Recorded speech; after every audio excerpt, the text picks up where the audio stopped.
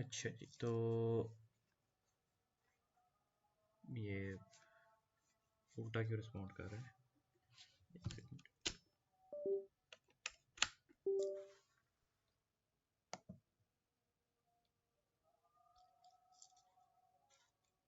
अच्छा, तो आज जो हमने टॉपिक शुरू करना है that is paper two text files. तो टेक्स्ट फाइल्स बेसिकली जो है सबसे पहले जो पर्पस है प्योर इसका क्या होता है कि to store data entered by the user, to store data entered by the user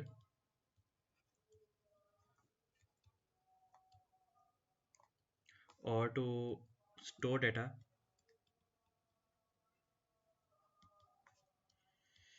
which will be later accessed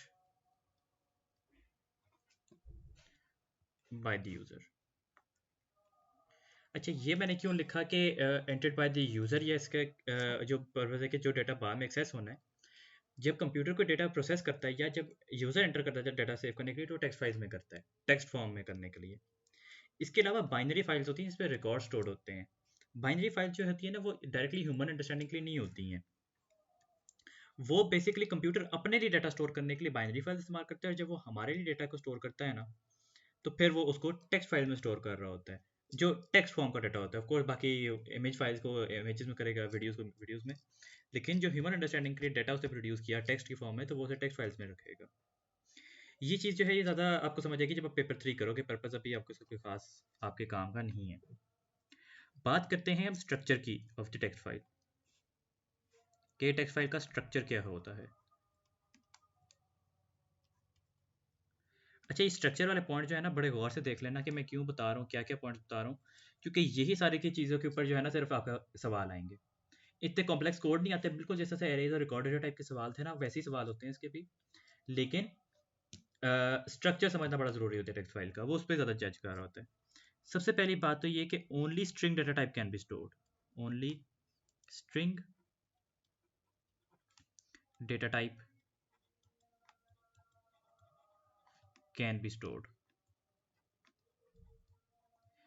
कोई भी इंटीजर नहीं स्टोर होगा, कोई भी डेट नहीं स्टोर होगी, कोई भी रियल वैल्यूज नहीं स्टोर होंगी, कोई भी करेंसी नहीं स्टोर होगी। हर चीज़ को पहले स्ट्रिंग में कन्वर्ट किया जाएगा, और उसके बाद जो है कहते हैं आपको उसको उस पर कन्वर्ट करना हो, राइट कर सकते हो आप टेक्स्ट फाइल के अंदर। इसी तरह से जब आप टेक्स्ट फाइल से डेटा रीड भी कर रहे होगे, तो उसका भी मतलब ऑटोमेटिकली ये है कि उस पर सिर्फ स्ट्रिंग्स ही स्टोर्ड हैं। डेटा जो भी रीड होगा वो स्ट्रिंग की सूरत में होगा, कोई इंटीजर वगैरह रीड नहीं होंगे। उसके बाद अगली बात यह है कि possible length of a line या text file, possible length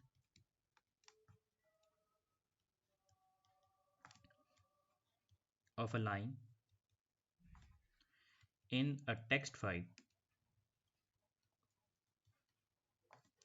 is infinite। Text file की एक लाइन की ना कोई लेंथ नहीं होती है, उसकी कोई हद नहीं होती है। उस पर जितनी मर्जी आप लाइनें लिखना चाहें आप लिखते चले जाएंगे, और मतलब एक जितनी मर्जी लाइन लिखनी है लंबी, 1000 करेक्टर्स की, 2000 करेक्टर्स की, 5000 10,000 करेक्टर्स की भी लाइन लिखनी है, तो वो एक ही लाइन में लिखी जाएगी। वो सेकंड लाइन की तरफ नहीं लेके जाएगा कि ये वाली लाइन फुल हो गई हुई है। लाइन फुल कब होगी? जब आपके कंप्यूटर की स्टोरेज ही भर जाएगी। बट सूडो कोड में हमारे पास ये कंसर्न नहीं होता कि कोई हमारे पास कोई लिमिट है स्टोरेज की, इस वजह से हमारे लिए जो लाइन लेंथ है वो इन्फिनिट होगी। इन दोनों में कोई सवाल आपका? Nope। अच्छा, तीसरी बात ये आ जाती है कि text files are a permanent storage medium.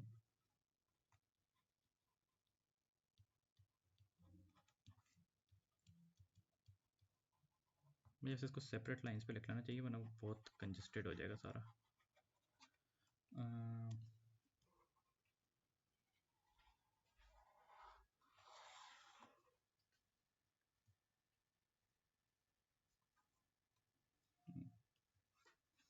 तीसरी बात आपके पास यहाँ पे ये आ जाती है कि text files are a permanent storage medium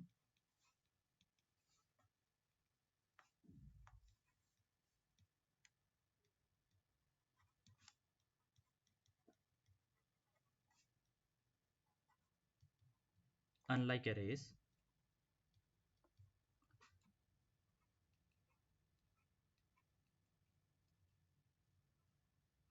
arrays की तरह नहीं कि they retain data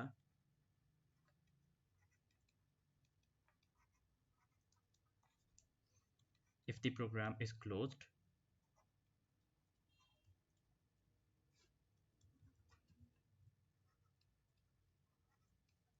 or the system is shut down.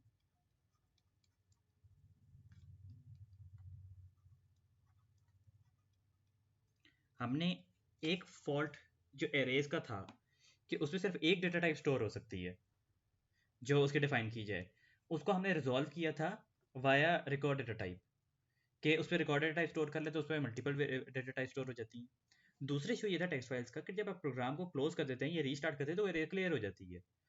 Retain कैसे करें डेटा को, स्टोर किधर करें पक्के तरह से कि वो उधर ही रहे, तो उसका तरीका होता है टेक्स्ट फाइल्स में कि उसका डेटा को उठा के स्ट्रिंग में कन्वर्ट करके उसे टेक्स्ट फाइल में लिखते हैं। नेक्स्ट टाइम जब डेटा निकालना होगा तो उसे निकाल कर उसको स्ट्रिंग से वापस उसके ओरिजिनल फॉर्म में कन्वर्ट कर लिया जाए और यूज़ कर लें। तो इस तरह से जो है कि कहते हैं आप अपना डेटा बैक एंड फोर्थ आप जो हो कन्वर्ट कर सकते हो। और टेक्स्ट फाइल जो होती हैं वो अपना डेटा रिटेन रखती हैं कि जब कंप्यूटर को बंद किया जाएगा या प्रोग्राम कंप्लीट होकर दोबारा स्टार्ट किया जाएगा तो वो डेटा उस पर लिखा रहेगा। ऐसा नहीं होगा कि उसका डेटा एरेज हो जाएगा कहीं या चला जाएगा, वो जैसा आपने अपडेट करके रखा था वो वैसी की वैसी ही रहेगी। अच्छा, ये बात जो है ना ये पेपर 4 में बड़े काम की आती है कि पेपर 4 में ना एरेज पे लिखने के सवाल बहुत थोड़े आते हैं, अक्सर डेटा रीड ही किया जा रहा होता है, राइट के सवाल बहुत थोड़े आए हुए हैं। तो राइट वाले सवालों में ना ये बड़ी ज़रूरी बात होती है समझने के लिए कि स्टूडेंट उसको एरेज की तरह डील कर रहा होता है कि सर पुराना वाला डेटा तो मिट गया होगा, वो पुराना वाला डेटा मिटा नहीं होता, उसमें लिखा होता है अभी तक। वो स्टूडेंट बार बार उसको रन करता है और वो करप्ट हो जाता है डेटा। तो इस बात का भी ख्याल रखना ज़रूरी है कि वो डेटा जो है वो उसमें जो आपने लिखा था प्रोग्राम कोड के थ्रू उसमें ही रहा। तो अगर आपने दोबारा से कुछ करना है तो पहले वाली वो टेक्स्ट फाइल आप क्लियर करने अगर ज़रूरत है ये ऐसी चीज़। तो ये पेपर 4 में भी आपको ये बात काम आएगी आगे। उसके बाद एक और बात जो यहाँ पे आ जाती है वो ये है कि एक टेक्स्ट फाइल में कितनी लाइन स्टोर हो सकती हैं। सर इसका टेक्स्ट वैसे बहुत अच्छा एग्जांपल है गेम्स वगैरह की जो सेटिंग्स वगैरह होती है ना वो ज्यादातर टेक्स्ट फाइल में स्टोर होती हैं। जी बिल्कुल तो जब बिल्कुल। जब खत्म होता है तो फिर वो रहती है सेटिंग्स फिर भी सेव्ड। जी मैं बिल्कुल मतलब ऐसा ही है। प्रैक्टिकल मैंने ये देखा है। हाँ ऐसा ही है। एक और बात ये होती है कि आपके पास total possible lines in a text file are infinite. Total possible lines in a text file are infinite.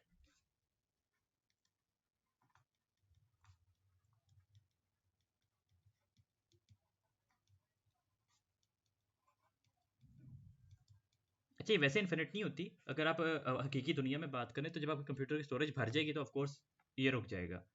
लेकिन बात ये है कि आपके पास सूडो कोड में कोई कंप्यूटर की स्टोरेज की कंसर्न नहीं है। उस वजह से आप इस पे जितने मर्जी लातादाद लिख सकते हो, उस वजह से मैंने उस पर्सपेक्टिव से इसको इन्फिनिट कहा हुआ है। ये जबकि वैसे वर्चुअल बोर्ड्स वगैरह होते हैं ना ये भी सॉर्ट ऑफ इन्फिनिटी होते हैं एक तरह से, इसकी बाउंड्री बहुत ही आगे जाके लगती है कहीं। अब इसकी तो फिर भी है, ये जो वन नोट है इसकी तो फिर भी इन्होंने लगाई हुई, वो जो माइक्रोसॉफ्ट का वाइट बोर्ड है वो तो बहुत बड़ा है, वो भी तकरीबन इन्फिनिट ही बाउंड्री उसकी सेट हुई हुई होती है जिसमें टेक्स्ट फाइल्स की जाती हैं। मैं इसकी एग्जांपल बताता हूँ कि क्या है। मैं अच्छा, लास्ट पॉइंट ये है कि generally number of lines in a text file number of lines in a text file is unknown। आपको नहीं बताया जाएगा कि एक टेक्स्ट फाइल में कितनी लाइंस लिखी हुई हैं और ना लाइन काउंट करने का कोई डायरेक्ट तरीका है। लेकिन आपका टीचर हाजिर है, वो आपको बताएगा कि लाइंस कैसे काउंट करते हैं टेक्स्ट फाइल में, वरना कोई डायरेक्ट आपको उसका कोड नहीं मिलेगा। अच्छा, अब थोड़े से पहले जो है कि कहते हैं यहाँ पर ये तो इसके स्ट्रक्चर की ऊपर बात हो गई कि एक तो ये कि इसके अंदर स्ट्रिंग स्टोर होंगे, possible length of a single line is infinite, total number of lines can be infinite, लेकिन नंबर अननोन होगा, और ये पक्की स्टोरेज है आपकी अनलाइक एरेज। स्ट्रक्चर के बाद बात करते हैं कि हाउ टू यूज या access a text file. How to use या फिर आप कह लें एक्सेस अ टेक्स्ट फाइल। आपकी जो टेक्स्ट फाइल है ना उसको 3 मोड्स में खोला जा सकता है, रीड मोड में, राइट मोड में, अपेंड मोड में। असूल ये है कि जिस भी मोड में खोला जाएगा उस मोड के अंदर उसको वापस क्लोज भी करना है, वरना आपका कोड नहीं एग्जीक्यूट होगा। जब तक टेक्स्ट फाइल खोल के बंद नहीं होती कोड आगे नहीं चलता। तो ये सबसे मोस्ट क्रिटिकल बात आपकी यहाँ पे ये आ गई कि when a file is open, when a file is open, it should be subsequently closed. uh, it should be subsequently closed, uh, else the code generates an error.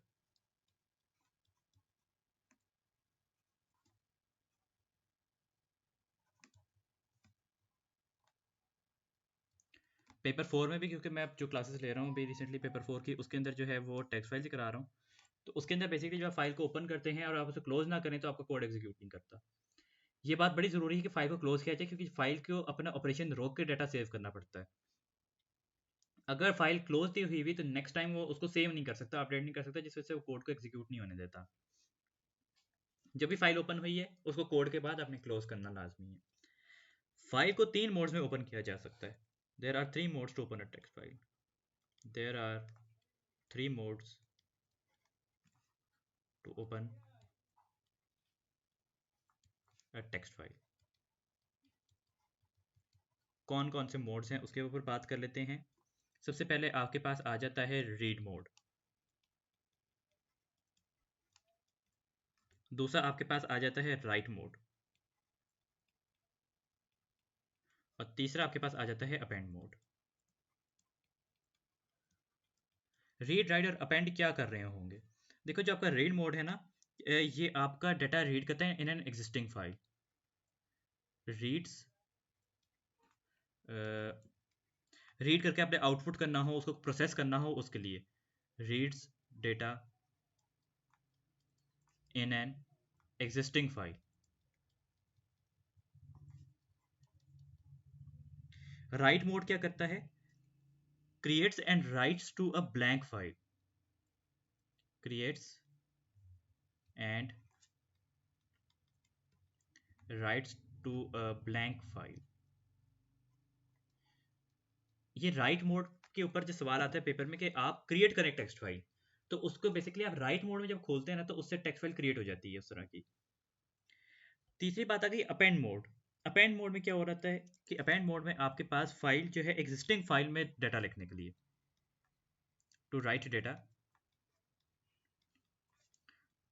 To an existing file. जो फाइल पहले से exist कर रही है उसके ऊपर जो है डाटा आपका जो है लिखने के लिए आप अपेंड मोड यूज करते हैं। अच्छा, राइट मोड में क्या होगा कि राइट मोड में फाइल क्रिएट होगी उस नाम की जो आपने पैरामीटर में पास किया था, और फिर उसके बाद जो है उसमें डाटा लिखना शुरू कर दिया जाएगा। अगर उस नाम की पहले से फाइल एग्जिस्ट करती होगी ना तो वो फाइल क्लियर कर दी जाएगी। अगर मैं रखता हूँ कि my file dot T X T, और my file dot T X T पहले से एग्जिस्ट कर रही थी, उसमें डाटा भी लिखा हुआ था, तो जब मैंने राइट मोड में खोल दिया तो उसका पूरा डाटा गया, डिलीट हो गया। अपेंड मोड में जब खोलूंगा ना मैं उसे, तो नेक्स्ट अवेलेबल लाइन के ऊपर डाटा लिखा जाएगा। ये बात हम डिटेल में डिस्कस करते हैं, लेकिन वैसे समझ आ गई आपको कि क्या बात करना चाह रहा था, इसमें फ़र्क क्या है? जी जी, समझ में आ गया। ठीक है। अच्छा, आगे हम इन तीनों को डिस्कस करेंगे डिटेल, डोंट वरी। सबसे पहली बात तो ये है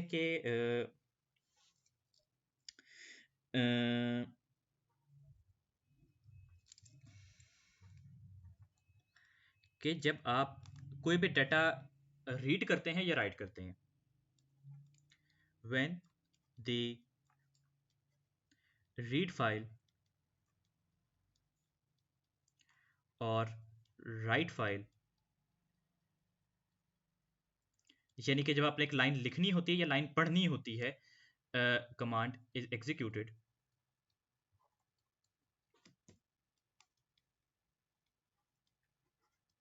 the line pointer increments to 1।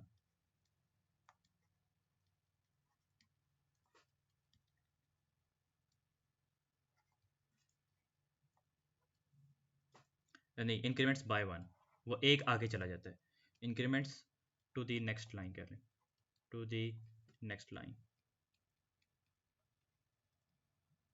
इसका क्या मतलब है? देखो, अगर हम यहाँ पर अपने पास एक टेक्स्ट फाइल का स्ट्रक्चर ड्रॉ करें, मेरे ड्राइंग टूल्स अब मुझे ड्राइंग करते हुए तंग करते हैं।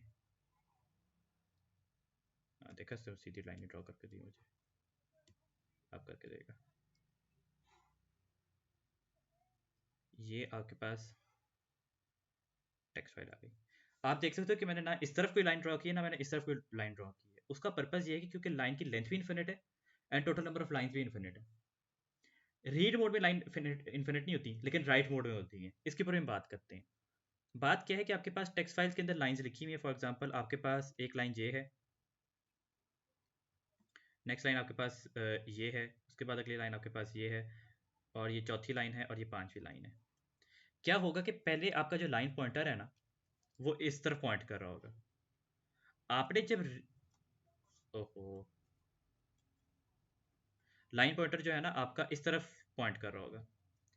आपने लाइन रीड की, जैसे ही आपने लाइन रीड की या लाइन के ऊपर लिखा, तो ये पॉइंटर ऑटोमेटिकली इंक्रीमेंट होकर इस नेक्स्ट लाइन की तरफ आ जाएगा।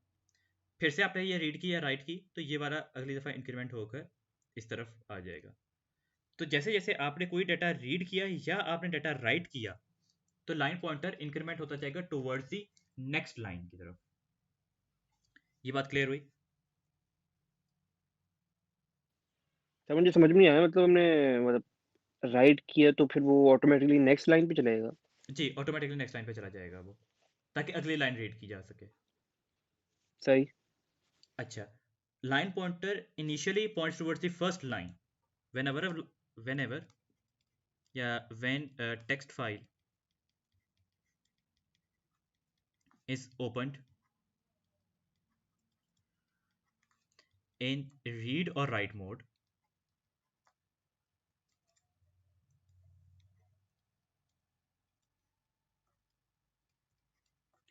line pointer returns to the first line in the text file। जैसे ही आपने फाइल को क्लोज किया ना, फॉर एग्जांपल थर्ड लाइन पे पॉइंटर था और आपने फाइल क्लोज कर दी, उसके बाद जब आप लाइन टेक्स्ट फाइल को दोबारा खोलेंगे, पता है क्या होगा कि ये पॉइंटर वापस घूम के टुवर्ड्स दी फर्स्ट लाइन की तरफ आ जाएगा जब आप फाइल को दोबारा से ओपन करेंगे। लेकिन ये चीज सिर्फ रीड और राइट मोड के लिए होगी, अपेंड मोड के लिए ये नहीं होगा। जब आप अपेंड मोड में फाइल को खोलेंगे ना, तो अपेंड मोड में लाइन पॉइंटर जो है वो नेक्स्ट अवेलेबल लाइन की तरफ पॉइंट कर रहा होगा। When the text file is opened या when it is opened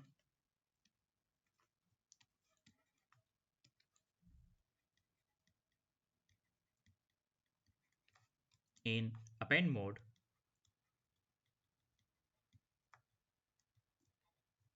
the pointer points towards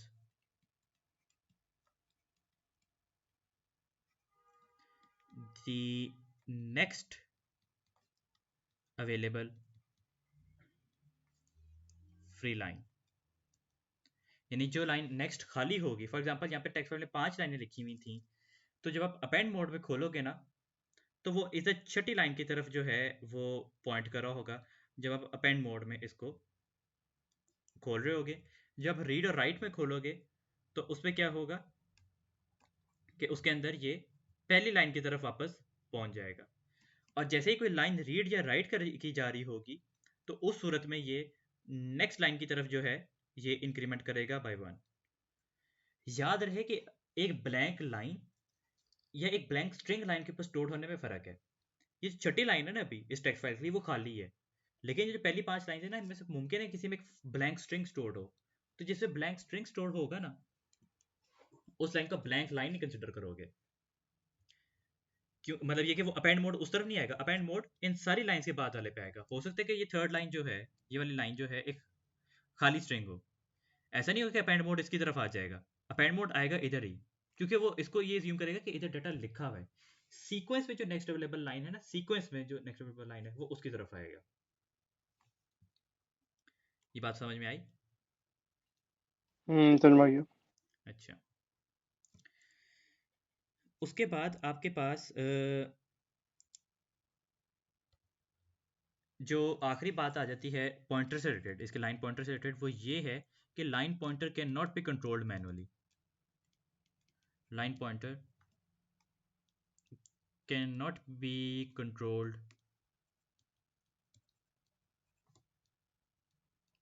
manually and no line can be directly accessed.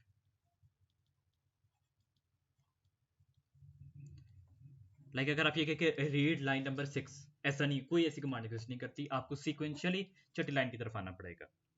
Sequentially access कर सकते हैं आप उसकी तरफ से, और बाकी आप सिर्फ दो ही चीज़ें कर सकते हैं कि या तो आप उसको इंक्रीमेंट करें बाय 1 या उसको रिटर्न करवा दें टुवर्ड्स दी फर्स्ट लाइन। अच्छा, रीड मोड में जो है ना टेक्स्ट फाइल इन्फिनिट नहीं होगी। रीड मोड में जैसे यहाँ पे 5 लाइन लिखी हुई है ना, जब रीड मोड में खोलोगे तो उसके लिए लाइन नंबर 5 ही होगी मैक्सिमम। जो लाइन नंबर 5 है ना, वो उसके लिए एंड ऑफ फाइल है।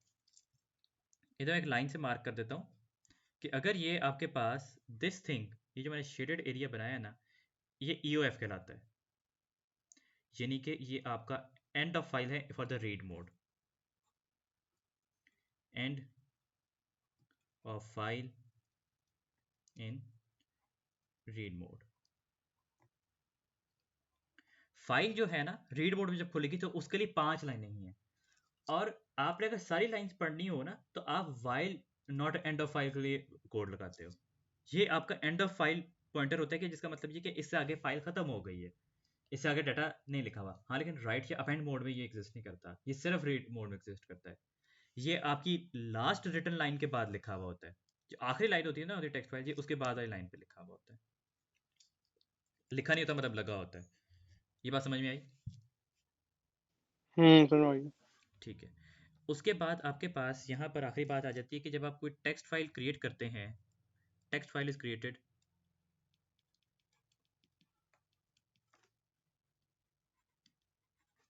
Using right mode, any existing data in that file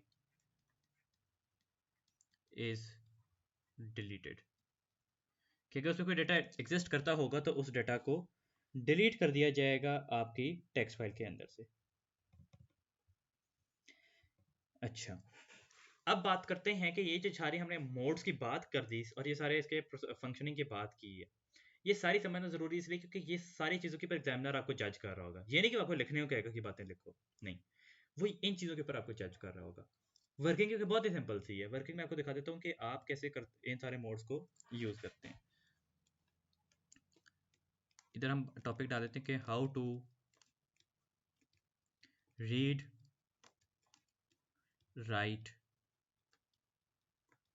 and append. ये जो मैं उसको से बता रहा हूँ, ये सारा कुछ किस तरह से किया जाएगा इसको देख लो।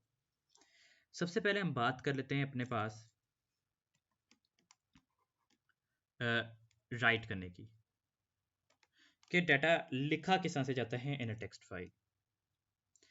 उसके लिए आप सबसे पहले यहाँ पर अपने पास कोड के अंदर कोड किस मैं लिखूँ, मैं ऊपर किस तरह से लिख रहा था, अच्छा चलो पर्पल से लिख लें, थिंक पर्पल से पूरा लगेगा, पर्पल से लिख लेते हैं। अच्छा, इधर मैं कहता हूँ डिक्लेयर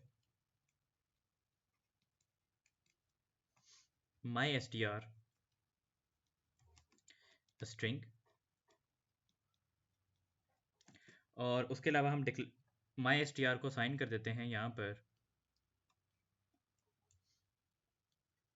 हेलो वर्ल्ड। ठीक है, ये हेलो वर्ल्ड एक स्ट्रिंग जो है, मैंने माई str स्ट्रिंग को साइन कर दिया। उसके बाद अब मेरी कमांड्स को देखना, मैं कमांड्स यहाँ पे लिखता हूँ ओपन फाइल माई फाइल एक स्ट्रिंग है, मतलब ये क्योंकि उसका टेक्स्ट फाइल का नाम है जो मैं करना चाह रहा हूँ, माई फाइल फॉर राइट। इससे क्या होगा कि आपकी टेक्स्ट फाइल जो है it is open in right mode, ये राइट मोड में अब खुल जाएगी। Open file my file for right. और इस नाम की एक ब्लैंक फाइल जनरेट होगी, blank file generated, blank file generated. अच्छा, ये लिखने के बाद मैं यहाँ पे लिखता हूँ write file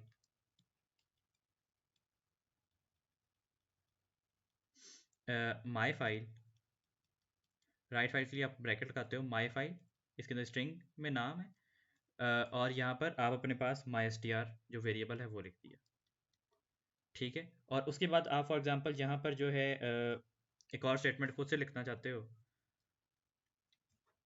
as write file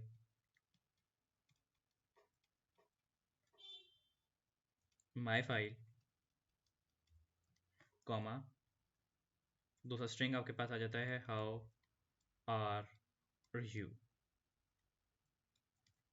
ये आपने इसमें किया और आपने यहाँ पे कर दिया फाइल को close, close file my file. आप देख सकते हो कि जो फाइल मैंने ओपन की थी उसको मैंने क्लोज भी किया है। अब टेक्स्ट फाइल के अंदर क्या होगा, टेक्स्ट फाइल के अंदर बेसिकली ये होगा कि आपके पास ये जो टेक्स्ट फाइल थी, एरो क्यों ड्रॉ कर दिया ये जो आपके पास टेक्स्ट फाइल थी, इस तरह से अगर हम ड्रॉ कर लें तो फर्स्ट लाइन के ऊपर इसके लिखा होगा hello world how are you. Line pointer पहले इधर था, लाइन लिखने के बाद वो इंक्रीमेंट हुआ बाय 1 और फिर उसके बाद दोबारा से इंक्रीमेंट होगा बाय 1। जिस सीक्वेंस में मैंने ये लाइंस एग्जीक्यूट की थी ना, उसी सीक्वेंस में यहाँ पे डाटा लिखा जाएगा। हर दफा जब ये राइट फाइल कमांड एग्जीक्यूट हुई तो पॉइंटर इंक्रीमेंट हुआ बाय 1, फिर ये वाली लाइन लिखी गई पॉइंटर हुआ इंक्रीमेंट बाय 1, एंड उसके बाद फाइल जो है यहाँ पे क्लोज हो गई। ये आपकी माई फाइल थी, any existing data was deleted और एक ब्लैंक फाइल जनरेट हुई, कोई पहले का डेटा इसमें मौजूद नहीं था। ये बात समझ आई? समझ आ गया। अच्छा, अब इसके बाद अगर हमने कोई बात लूप में चलानी हो, ठीक है, अगर हमने लूप में लिखना होता कि हम ये माई str की वैल्यू यूजर से इनपुट करा रहे होते और लूप में लिखना चाहते, तो उसके लिए भी बिल्कुल सेम तरीका था कि आप क्या करते कि आप जो हो ओपन करते फाइल को,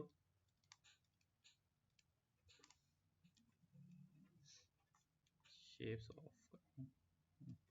कि अगर आपने ओपन फाइल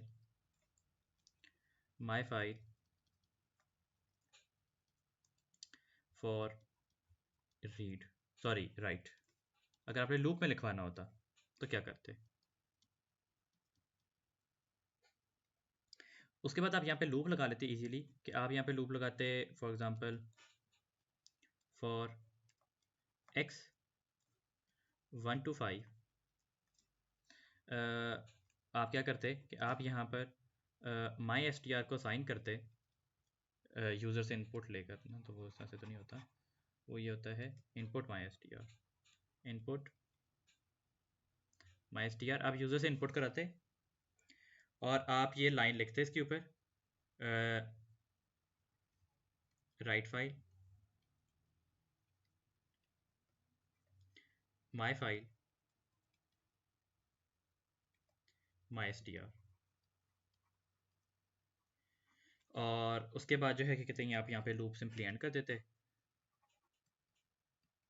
नेक्स्ट एक्स, और यहाँ पर आप अपने पास इस फाइल को क्लोज कर लेते। तो अब इसमें क्या हो रहा है कि बेसिकली आप राइट कर रहे हैं, writing to a file in a loop, कि आप एक set number of lines like 5 lines 10 lines 15 lines लिखना चाहते हैं जो कि यूजर से इनपुट हो रही हो, या कोई और प्रोग्राम रिटर्न कर रहा हो आपको वो लाइंस, तो वो जो है बेसिकली आप जो हो इस तरह से टेक्स्ट फाइल के अंदर इन अ लूप लिख सकते हो। ये बात समझ में आती है?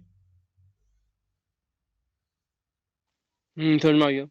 अच्छा, अब जो है कि कहते हैं इसी लूप को यूज करते हुए और आप लाइंस को रीड भी कर सकते हो। अगर आपने लाइंस रीड करनी हो इसी में से, तो लाइंस रीड कैसे की जाती हैं वो भी देख लेते हैं। रीड, रीड के लिए क्या जाता है कि आप फाइल को ओपन करते हो,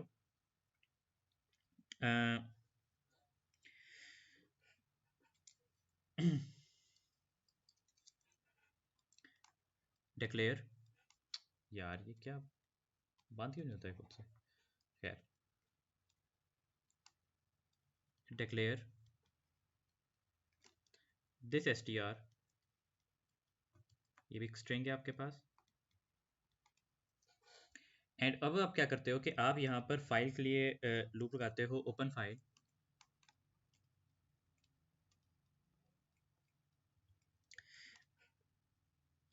माई फाइल फॉर रीड। अब आपने रीड मोड के लिए आपने इस फाइल को खोल लिया, तो इससे क्या होगा कि आपकी फाइल रीड मोड में आ गई जब आपने स्टेटमेंट लिखी। रीड मोड में आने के बाद आप इधर लगा सकते हो एक लूप। अब ये लूप देखना, ये लूप बहुत ज़्यादा क्रिटिकल है आपके यूज़ के लिए। इधर लगाया जाता है while not eof my file। इसका क्या मतलब है? जब तक आपकी फाइल का एंड ऑफ फाइल नहीं आ जाता, एक लूप आप यहाँ पे चाहो तो यहाँ पर आप जो है क्या कहते हैं, आप काउंटर कंट्रोल यूज कर सकते हो। आप यहाँ पे स्लैश लगा के फॉर एक्स 1 to 5 भी कर सकते हो वैसे, अगर आप करना चाहो। लेकिन ये इस वाले का क्या मतलब है? इस वाले का मतलब ये होता है कि read for all the files, for all the lines. जब आपने तमाम लाइन्स के लिए लूप लगाना होता है ना, तो फिर आप ये लगाते हो while not and of file. ये वैसे इंडेंट नहीं किया जाता, इस तरह से लिखा जाता है इधर करके, थोड़ा सा इसकी इंडेंटेशन नहीं होती यहाँ पे, ये इसी तरह लिखा होता है while not and of file. आप क्या करते हो? अच्छा, ये while not and of file का समझ आया कि क्या मतलब है? ये EOF करके लिखते हैं इसे।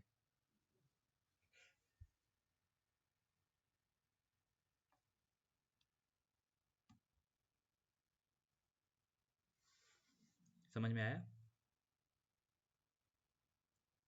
अच्छा, उसके बाद जो है कहते हैं while not and of file. आप क्या करते हो कि आप यहाँ पे लिखते हो रीड फाइल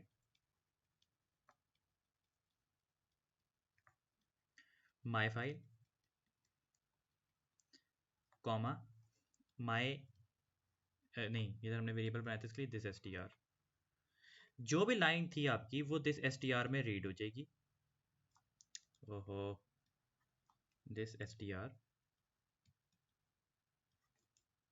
एंड उसके बाद आप उसको चाहो तो आउटपुट कर लो, या कोई भी अपने से प्रोसेसिंग करनी हो तो आप उसको कर सकते हो दिस str। और फिर आप जो हो यहाँ पर अपना लूप एंड कर लो, एंड वाइल।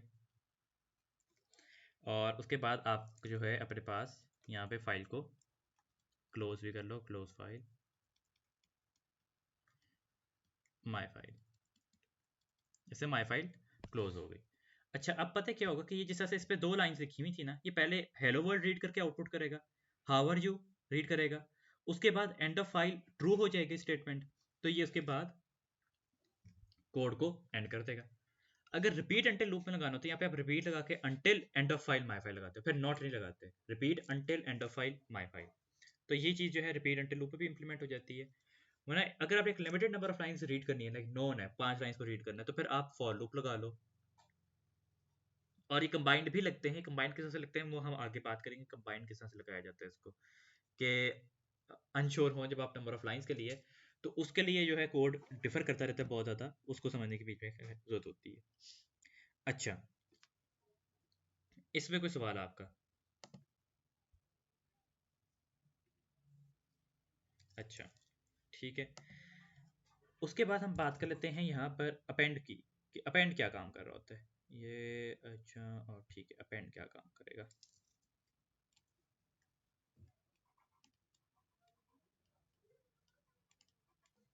अपेंड यहाँ पे ये काम करेगा कि आप जो है अपने पास यहाँ पर माई str को एक वैल्यू दे देते हैं, I'll be late today। ठीक है, बच्चों को खाना खिला के सुला देना। आप ये इस पे जो है माई str में सेव कर लेते हैं। उसके बाद जो है कि कहते हैं आप फाइल को ओपन करोगे, अपेंड मोड में open file,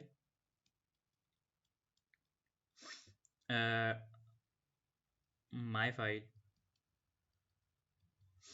for append. Append mode में खुलेगी फाइल। इससे डाटा जो है कि कहते हैं आपका इरेज नहीं होगा और line pointer next available line के ऊपर आ जाएगा। ये आपका अपेंड मोड आ गया। ठीक है, तो ये आपका आ जाएगा। उसके बाद आप इस पर अपेंड करने के लिए करते हो, यहाँ पे लिखते हो right file my file my str, और आप जो हो उसके बाद फाइल को यहाँ पर क्लोज फाइल माई फाइल कर देते हो। अब पता है क्या होगा कि अगर हम यहाँ पे फिर इस टेक्स्ट फाइल की बात करते हैं और इसको एक सेकेंड के लिए नीचे ले आते हैं, यहाँ पे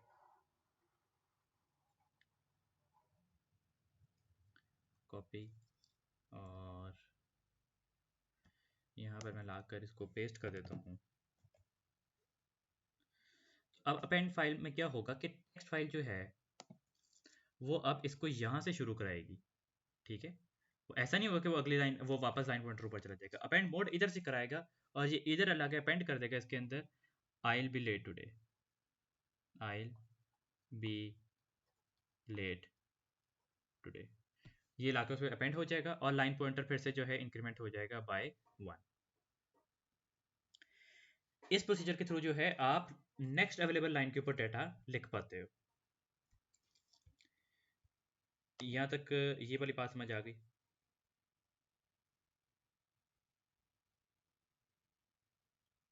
कोई सवाल इसके अंदर? नोप। अच्छा, अच्छी बात है फिर तो। खैर, इसके बाद जो है कि कहते हैं हम यहाँ पे बात करते हैं कि आप इसके अंदर लाइंस काउंट किस तरह से करते हो। ये एक सवाल बहुत दफ़ा आता है, बहुत ज़्यादा ज़रूरत पड़ती है कि लाइंस काउंट किस तरह से करेंगे, टोटल नंबर ऑफ लाइंस जाने किस तरह से टेक्स्ट फाइल में कितनी है। तो इसको समझ लो, यहाँ पे बड़ा ज़रूरी है counting number of lines in text file, कि total number of line in text file किस तरह से काउंट की जाती हैं। उसके लिए आप सबसे पहले अपने पास अपने लाइन काउंट को सेट कर देते हो 0 पर, एंड उसके बाद आप इसको खोलते हो फाइल को रीड मोड में, open file my file for read mode में मैंने आपको क्या बताया था कि रीड मोड में लाइंस इन्फिनिट नहीं रहती हैं, उस पर एंड ऑफ फाइल लग जाता है।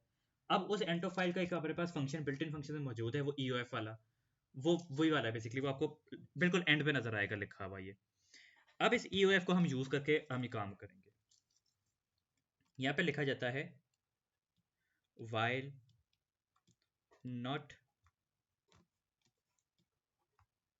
end of file my file। आप क्या करोगे, आप इसके अंदर लाइन को रीड करोगे, read file my file comma my str, आप लाइन को रीड करोगे। लाइन रीड हुई तो इसका क्या मतलब है कि अभी एंड ऑफ फाइल नहीं आया। अगर ये वाइल लूप अपनी नेक्स्ट आइट्रेशन की तरफ जा रहा है, इसका मतलब है कि नेक्स्ट लाइन नहीं आई, तो आप लाइन काउंट को यहाँ पे इंक्रीमेंट कर दोगे बाय 1।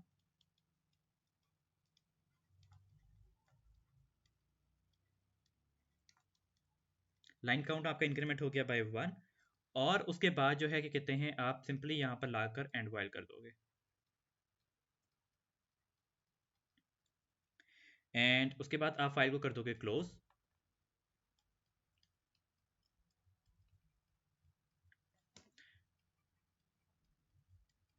एंड उसके बाद आप यहाँ पे आउटपुट कर लो काउंट, आउटपुट लाइन काउंट। अब मैं बताता हूँ कि काम किस तरह से कर रहा है। लेट्स से सपोज कि ये आपकी टेक्स्ट फाइल है,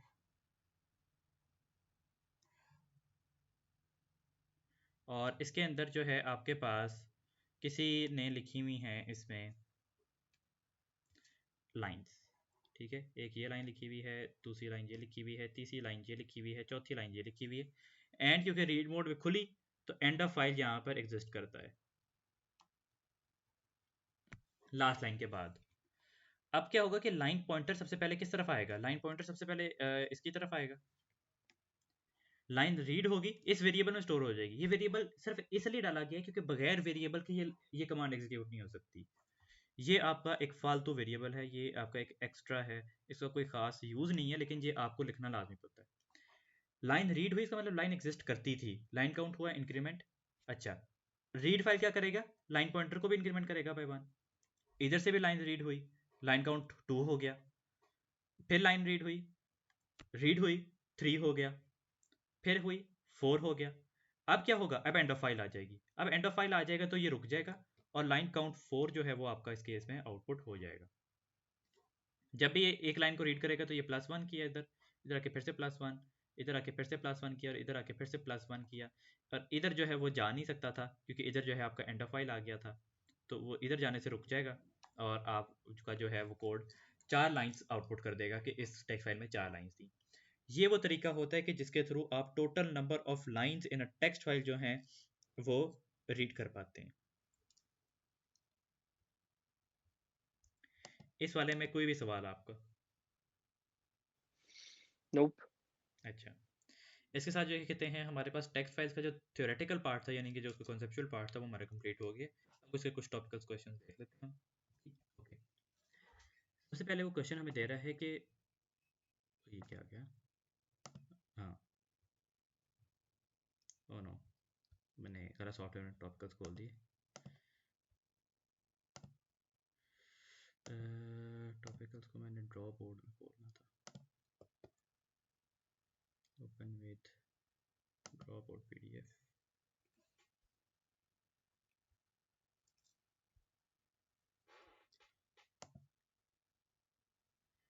एंड ये आ गई।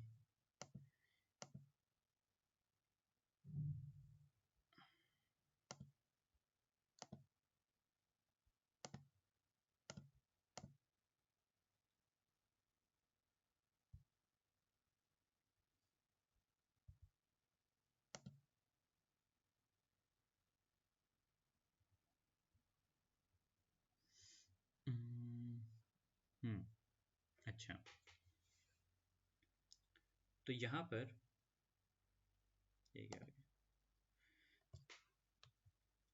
a concert venue uses a program to calculate admission prices and store information about the tickets. The number of arrays are used to store A number of arrays are used to store data. The computer is switched off overnight and data has to be input again at the start of each day before any ticket can be sold. This process is very time consuming. Explain how the program could use text files to speed up the process. इससे speed process कैसे हो सकता है कि आपके पास जो data था arrays का वो आप टेक्स्ट फाइल्स पे लिख लें एंड नेक्स्ट डे जो है कि कहते हैं उसको कॉपी कर लें बैक इन द एरे। उससे फ़ायदा ये होगा कि मैनुअली इनपुट नहीं करना पड़ेगा आपको और वो डाटा जो है वो सेव रहेगा। इसकी वजह से डाटा आपको सिर्फ एक ही दफ़ा एंटर किया जाएगा। इस बात को लिख लेते हैं कि data from the arrays can be written to a text file at the end of the day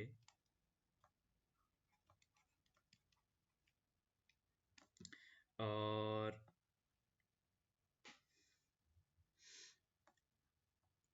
of the day, and the contents can be copied back on the start of the next day.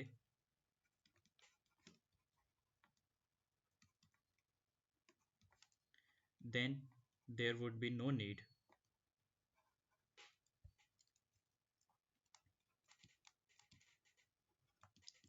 to enter data या कह लो re-enter data manually.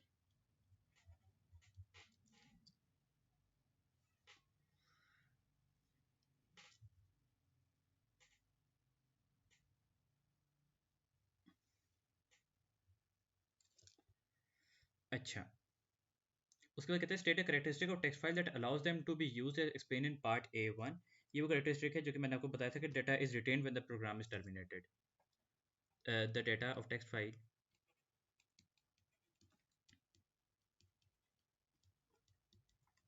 is retained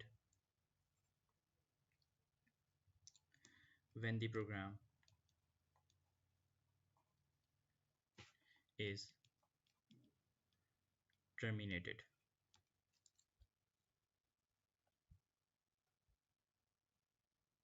इन दोनों में कोई सवाल आपका? नहीं sir. अच्छा, information about ticket sales will be stored as a booking। The booking requires the following data: name of a person booking, number of people in the group, and event type। Suggest how the data related to each booking may be stored in a text file। Text file में data के साथ store किया जाएगा कि ई data items can be combined to form a single string and a separator character can be used to separate all data information. इसके अंदर basically वही स्ट्रिंग हैंडलिंग का सारा काम आ जाता है कि जब आप स्ट्रिंग निकालते हैं तो उसमें डेटा कैसे सेपरेट किया जाएगा वो आप सेपरेटर लगा के कर लें, जिस तरह से वो वो आपने तो मतलब स्पेस या कॉमा वगैरह कुछ भी लाते थे जी उसमें। वो जैसा प्रोसीजर पार्ट्स वाली चीज़ नहीं की थी, ये वो उस तरह से आप डेटा सेपरेट कर लें। हम्म। तो वो इसलिए मैंने आपको खुद से दिया था ताकि आप उसको ट्राई करो। उससे वैसे अपने अपडेट फॉर्म मुझे भेजा करके। पार्ट्स वाले का वो मैंने नहीं भेजा, मैंने वो करना ही भूल गया। शाबाश। या इस तरह की चीज़ का ना ख्याल रख लिया करो क्योंकि वो तरह इंपॉर्टेंट सवाल है। क्योंकि ये चलो कोई नहीं, अब तो खैर अब टेक्स्ट फाइल्स के ऊपर आ ही गए हो तो इन्हीं को कर लेना। लेकिन कर लूंगा कर लूंगा। आइटम्स आर कंबाइंड, असल में मैं ना आप लोगों का एक मॉक एग्ज़ाम तैयार कर रहा था, तो वो होगा इंशाल्लाह अप्रैल में, एंड ऑफ अप्रैल के करीब। तो उसके अंदर बेसिकली मैंने ये पास्ट पेपर से सवाल नहीं उठाए हुए, वो सारे सवाल मैंने खुद बनाए हुए हैं, कैम्ब्रिज पैटर्न के ऊपर हैं। लेकिन वो सारे के सारे सवाल खुद के बनाए हुए हैं, वो आपको किसी भी पास पेपर की बुक रेडी कहीं पे भी नहीं मिलेंगे। तो उसके अंदर जो है ना एक सवाल थोड़ा थोड़ा उससे रिलेटेड है, इस वजह से मैं चाह रहा हूँ कि आप वो कर लो, वरना वो लग पता जाना एग्जाम करने टाइम। उसके सवाल बहुत ज़्यादा मैंने हाई डिफिकल्टी के बनाए हुए हैं, तो इंशाल्लाह वो होगा और फिर उसके बाद आपको अंदाज़ा हो जाएगा कि आपकी तैयारी सर कैसी है। पेपर 1 या पेपर 2 के मॉक? चारों के हैं, पेपर 1 2 3 4 चारों चारों के? के। जी, अप्रैल, हाँ सही है, okay and okay. Of April बिल्कुल। अच्छा, the data can combine to form a single string and be stored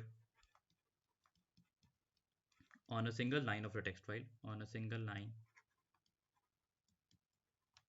of a text file. A separator character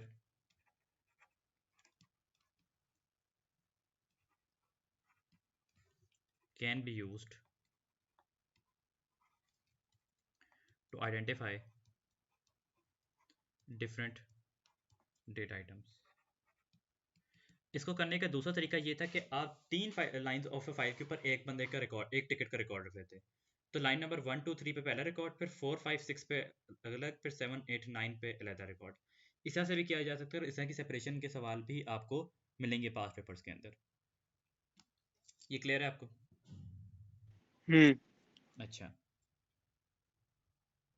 उसके बाद आता है आपके पास procedure preview will take the name of a text file as a parameter, output a warning message if the file is empty, otherwise output the first 5 lines of the text file or as many lines as there are in the file if the number is less than 5।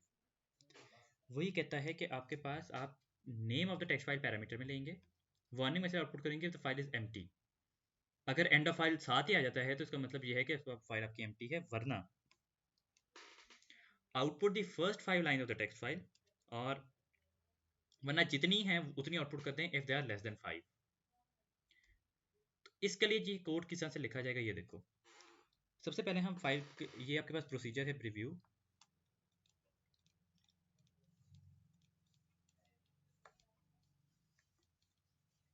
और parameter में आप ले लेते हो यहाँ पर file which is, अच्छा file name जो होता है ना वो इटसेल्फ स्ट्रिंग में होता है, स्ट्रिंग। अच्छा, उसके बाद आप फाइल को यहाँ पे ओपन कर लेते हो, open file, file for read. Read mode में ओपन करने के बाद आप चेक करोगे कि क्या आपका एंड ऑफ फाइल तो नहीं आ गया। If EOF file is equal to true, अगर साथ ही एंड ऑफ फाइल आ गया तो इसका मतलब ये कि आपकी फाइल एम्प्टी थी। देन आप क्या करोगे, देन आप आउटपुट कर दोगे warning message. Output warning message क्या था, आउटपुट वार्निंग मैसेज, अच्छा बस आउटपुट फाइल इज एम्प्टी। अच्छा, अगर फाइल एम्प्टी नहीं है एल्स आपने फिर पहली 5 लाइंस और as many lines as there are in the text file करेंगे। अच्छा, तो इधर आप जो हो अपने पास लाइन नंबर को सेट कर दोगे बाय वन, क्योंकि अब आप जो हो फॉर लूप नहीं लगा रहे हो, आप कंडीशनल लूप लगा रहे हो। तो कंडीशनल लूप में आपको पहले वैल्यू सेट करनी पड़ती है। आप करते हो वाइल लाइन नम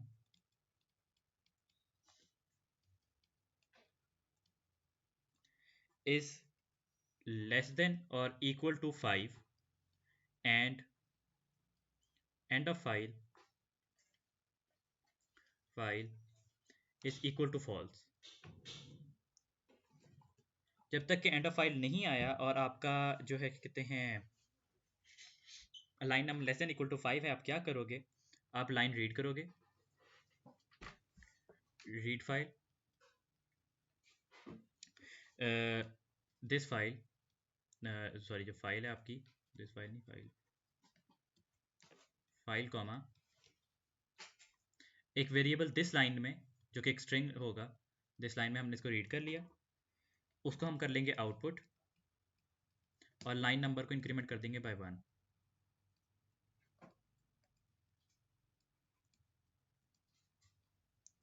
और यहाँ पर आ जाएगा आपके पास एंड वाइल, यहाँ पर हो जाएगा आपके पास एंड इफ, और उसके बाद आप फाइल को कर दोगे क्लोज, और आपके पास यहाँ पर आ जाएगा एंड प्रोसीजर। ये आपके पास हो गया कि इसके अंदर बेसिकली आप फाइल को रीड, आपने चेक किया सबसे पहले कि क्या फाइल का एंड तो नहीं आ गया। अगर खोलते साथ ही एंड हो गया तो इसका क्या मतलब है कि उसमें कोई लाइन थी ही नहीं, ये चेक हुआ। अगर नहीं थी तो फिर आपने लाइन नंबर को सेट कर दिया बाय 1। जब तक line number less than equal to 5 है और एंड ऑफ फाइल नहीं आता तो आप लाइन आउटपुट करते जाएं, लाइन नंबर इंक्रीमेंट करते जाएं। फॉर एग्जांपल अगर 3 लाइंस बाद ही फाइल एंड हो गई है तो ये वाली कंडीशन ब्रेक हो जाएगी, लूप एंड हो जाएगा, 3 लाइंस आउटपुट हो जाएंगी। और अगर 5 लाइंस थी, 6 लाइंस थी, तो वो 5 लाइंस रीड होने के बाद ये वाली कंडीशन ब्रेक हो जाएगी एंड उसके बाद फाइल क्लोज हो जाएगी। और जो है उसकी, सॉरी आउटपुट क्या क्या आप लिखोगे, दिस लाइन, अभी अपने आउटपुट करना है। और लाइन नंबर इंक्रीमेंट होता जाएगा ताकि आप इस वाले वेरिएबल कंट्रोल कर सके। जैसे जैसे 5 लाइंस होती हैं तो ये वाली कंडीशन ब्रेक होगी और आपका कोड एंड कर जाएगा। इस ये क्लियर हुआ आपको? जी सर। अच्छा, क्वेश्चन नंबर 2 में वो हमसे कहता है कि the following data items will be recorded each time student successfully logs on to the school network. School ID, host ID, time and date. School ID, sorry student ID ये है, host ID ये है, time and date ये है। अच्छा, ये जो वाला जो सवाल है ना, ये थोड़ा थोड़ा ज़्यादा उस पैटर्न पे है जिस पैटर्न के सवाल आपको आगे आने वाले हैं। ये ऊपर वाला तो बहुत आसान था कि आपके पास स्टूडेंट आईडी है, होस्ट आईडी और ये time and date. The student ID is 6 characters long. अब ये याद रखना, 6 कैरेक्टर्स लॉन्ग आपकी स्टूडेंट आईडी है। The other 2 data items are of variable length. A string will be formed by concatenating the 3 data items. A separator character will be need to be inserted between the two item 2 and 3. अब ये देखो, ये आपके पास 6 characters long है, यानी कि जब आप लेफ्ट साइड से 6 कैरेक्टर्स उठाएंगे, लेफ्ट साइड से 6 उठाएंगे तो आपके पास क्या आ जाएगी, स्टूडेंट आईडी। उसके आगे ये वाला जो पार्ट है आपका, दिस पार्ट, ये जो 5 कैरेक्टर्स अगले हैं, ये क्या है, ये बेसिकली आपकी होस्ट आईडी है। एंड इधर एक सेपरेटर कैरेक्टर लग रहा है। अच्छा, सेपरेटर कैरेक्टर कॉमा नहीं हो सकता इधर, बिकॉज कॉमा तो डेटा आइटम्स में इंक्लूडेड है ऑलरेडी, तो कॉमा नहीं हो सकता। कोई और separator character, for example slash use कर रहे हो आप, उसके लिए डाल सकते हैं। एंड उसके बाद जो है आपके पास third data item which is the time and date, वो है। A string represents one log entry. The programmer decides to store the concatenated strings in the 1D array log array that contains 2000 elements. Unused array elements will contain an empty string. Suggest a suitable character and explain, give a reason for your choice. Suitable character क्या होगा हमारे पास? It can be, अच्छा full stops और commas नहीं हो सकते because commas और full stops यहाँ पे यूज हो रहे हैं ऑलरेडी। तो आप जो सॉरी फुल स्टॉप बोल रहा हूँ, कॉलन, कॉलन भी यहाँ पे यूज़ हो रहा है।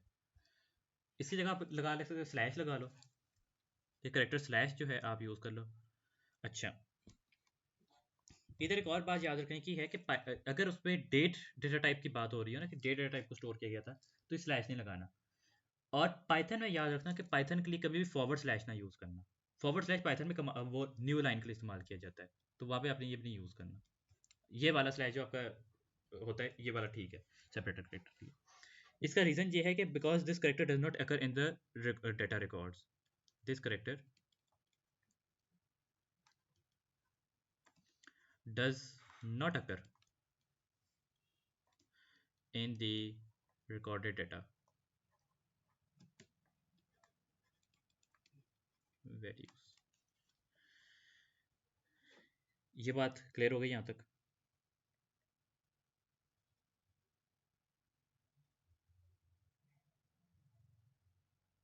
कोई सवाल इसके अंदर?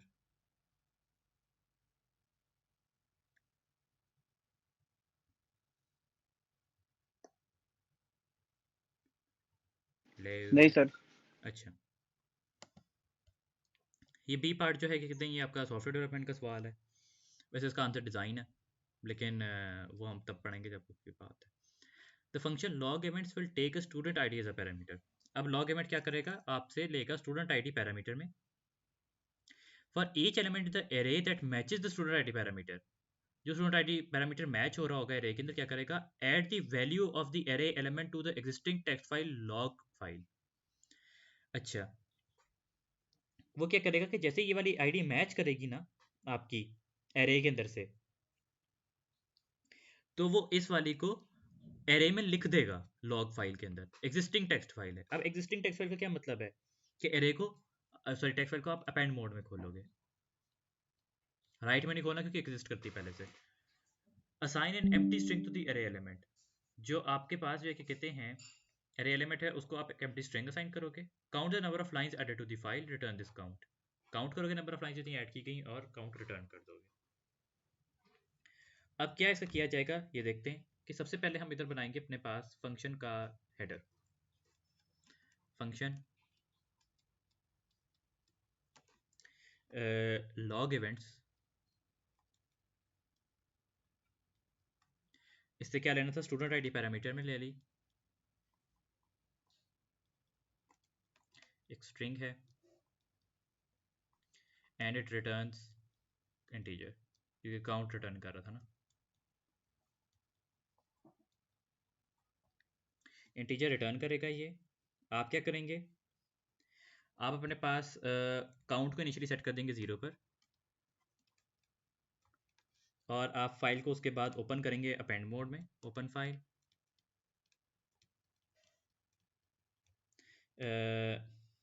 Log file,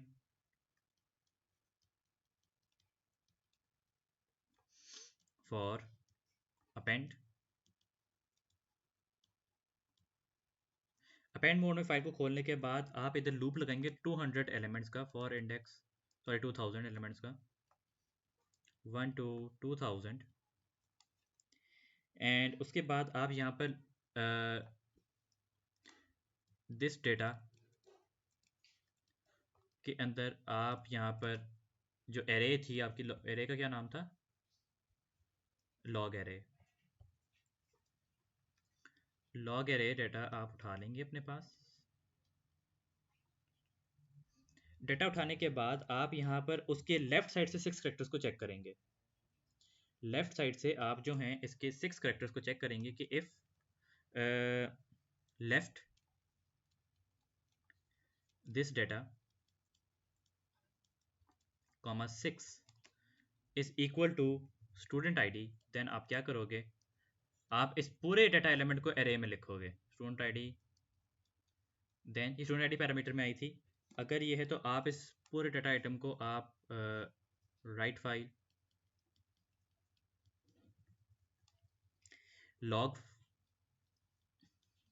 file comma this data आपने लाकर यहाँ पर लिख दिया टेक्स्ट फाइल में। काउंट को करेंगे इंक्रीमेंट बाय 1, और एरे एलिमेंट को आप असाइन कर दोगे ब्लैंक, एरे इंडेक्स को सेट कर दिया अपने ब्लैंक पे, एंड इफ करने के बाद आपके पास आ जाएगी नेक्स्ट इंडेक्स, और उसके बाद आप कर दोगे क्लोज फाइल,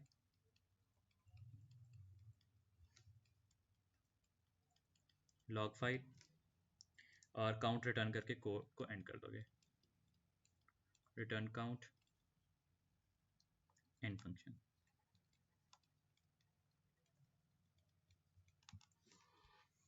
ये आपके पास टोटल कोड बन रहा है। इसके अंदर कोई सवाल है आपका?